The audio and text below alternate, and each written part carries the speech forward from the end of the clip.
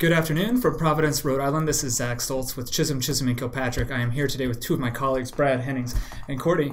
We are here to talk today a little bit about the Procopio case that just came down from the Federal Circuit. It's a little bit of short notice because the case just came down today. It is a huge case in the world of veterans law. What it essentially found is that the entire Federal Circuit, the en banc court, which means all the judges on that court, aside from two of them who were recused for one reason or another, decided the case. They overruled their previous precedent and found in favor that blue water Navy veterans are now going to be eligible for the presumption of exposure to Agent Orange and other herbicides and toxins during the Vietnam War era.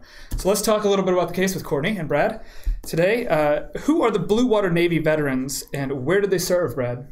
So the blue water Navy veterans are veterans who served out in the ocean off of Vietnam. Typically, we refer to brown water veterans as those who served in rivers or inland waterways within the actual landmass of Vietnam, or obviously the veterans who served on the landmass itself of Vietnam. So these are veterans who served in the ocean, typically on ships. Right, and so we get the word blue water versus brown water basically just because that's how the water looks. The blue water is the deeper water in the Gulf area and in the ocean off of the landmass of the Republic of Vietnam. Brown water refers to the inland river waterways because in that particular part of the world, those waters, if you look at them from a satellite image, are brown. And so it is just that simple and the shorthand that we use kind of in the veterans law arena. So Courtney, what about the Vietnam Agent Orange Presumption and why does this matter so much for blue water Navy veterans and why was this such a big day for them? Yeah, so until now, the presumption would apply to veterans who were boots on the ground in Vietnam, which means they served on the actual landmass of the country, or veterans who were considered brown water veterans, so the veterans that served on the rivers or the inland waterways, or in other cases if you served on a ship that docked in Vietnam.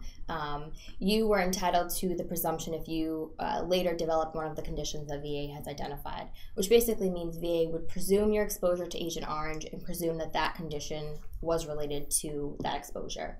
And this is so important because until this case, it didn't apply to blue water veterans. And now with Procopio, this presumption will apply to those that served in what's considered the blue water, as you just detailed.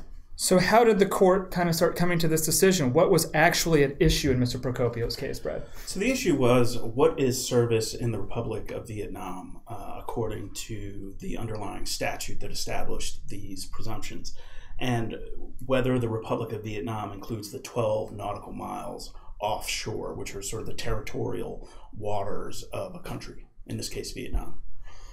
And so, as I mentioned when we started today, the court today handed down this major decision, and it had to go en banc, which means they all had to, it was all of the judges of the court to overrule a previous decision. And that previous decision was 10 years ago now. It was decided by 3 judges on the Federal Circuit, and it became the precedent that dealt with blue water Navy veterans, brown water veterans, people who served on the landmass of Vietnam, and it was called Haas. Could you explain, Courtney, a little bit about what happened in that case 10 years ago now? Sure. So in Haas, the court essentially said that the presumption did not apply to blue water veterans. So they found that the presumption only applied again to veterans that were boots on the ground in Vietnam or were brown water veterans. And essentially what they did, and I am referring to the case that just came down today, and we are still digesting it, to be perfectly honest. It is it was a decision that had a large majority of judges that agreed that Haas should be overturned, and that in fact the Federal Circuit wrongly decided that case 10 years ago. And what that case really dealt with, the legalese of it, is in Haas they interpreted 38 United States Code 1116 and allowed the Department of Veterans Affairs to define Republic of Vietnam as only the landmass of Vietnam and then the brown water that we talked about earlier that's within that landmass. And VA was able to exclude veterans that served on ships in the blue water or offshore of Vietnam. That has been the law for these past 10 years. And today, Judge Moore wrote the majority opinion. She was joined by several of her colleagues. There were two concurring opinions, which means the two judges agreed with the result but would have reasoned differently to reach it. And then there was a dissent by two of the judges who were in the minority of this particular case, and so they dissented. They will not, their dissent will have no force of law as of right now. They are interesting. They had some interesting reasons for why they dissented, and I'm sure that we can all get into that at another time when we're more prepared. But because this just came down a couple hours ago, we're just kind of trying to hit the highlights of this. So, like I say, the en banc decision overruled what the court had previously done. This is a very rare thing. In fact, one of the dissents that I talked about, the dissent which was signed by Judge Dyke and Judge Chen from the court, made particular note of this, that this is a big deal, and that the Federal Circuit should not be in the position of overruling its previous precedent, because it is very important, once they announce what the law is, that they don't really change their minds. Nevertheless, the majority of their colleagues did not agree with them, decided that it was imperative that 38 United States Code 1116 was interpreted differently, and this time interpreted and read in a way that favored a large class of veterans who had very important service in Vietnam. So what is the VA kind of going to have to do now, Brad? Now that the law has changed, Blue Water Navy veterans are recognized as being presumed exposed to herbicides in service. Now what? So that's a really excellent question. We're not entirely sure what the VA is going to do, how they're going to handle these cases. We believe that this is now the law of the land, and so any veterans who had this kind of blue water service within the 12 nautical miles of Vietnam during the Vietnam era should get the presumption.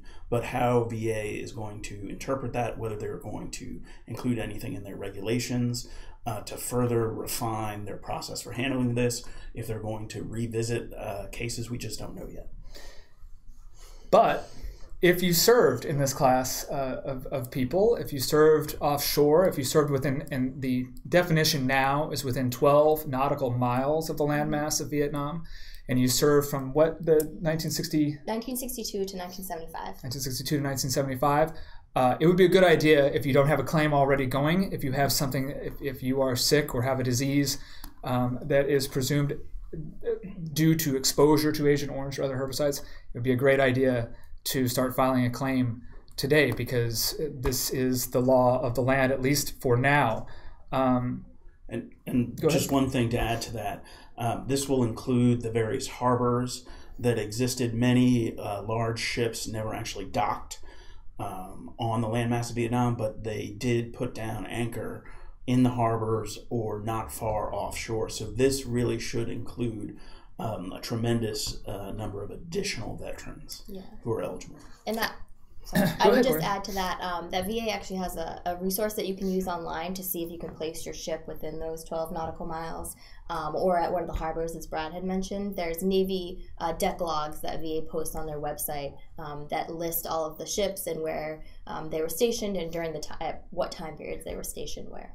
And for those of you who have watched some of our Facebook Lives before, or have spent some time on our website, you know that Thailand veterans are a big part of what CCK does. And one of the last times we came to you from Providence on Facebook Live, we talked about the Hudic decision, which affects Thailand veterans. Anything today on Procopio that's going to affect a class of veterans that really is not, this specific Blue Water Navy? No, this won't apply to Thailand veterans. For now, this is specific to the Blue Water veterans serving off the coast of Vietnam. But it is important that VA and that the courts are starting to understand that this is a complicated issue, and that herbicides had a wide-ranging effect that maybe has not been really recognized until now. And so at least everything is trending in a more positive direction for our nation's veterans. We can end on a little bit of prognostication. What's going to happen with the case? This is from the Federal Circuit, and so those of you who may not be too familiar with the way veterans law works, in veterans compensation claims, you file a claim at the regional office. You have a right of appeal to the Board of Veterans' Appeals in Washington, D.C. From there, you can go to the Court of Appeals for Veterans Claims. From there, you can go to the Court of Appeals for the Federal Circuit. From there, you can get them to hear you en banc, so have all of the judges, I think it was 12 of them, come in and hear your case, which is their choice to do, and then you can appeal to the United States Supreme Court. So the government lost, the Department of Veterans Affairs lost in Procopio. The Department of Veterans Affairs took the position that Blue Water Navy veterans are not entitled to the presumption of exposure to herbicides, and so now the Department of Veterans Affairs can appeal it.